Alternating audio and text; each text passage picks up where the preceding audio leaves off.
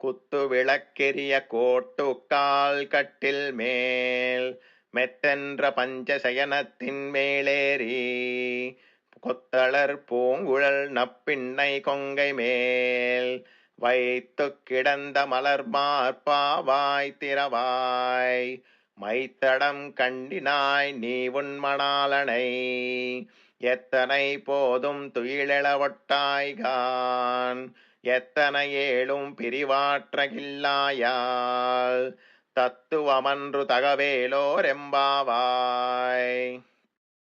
ఈ 19వ పాసురంలో గోపికలు నీలాదేవితో ఇలా మాట్లాడుతూ ఉన్నారు.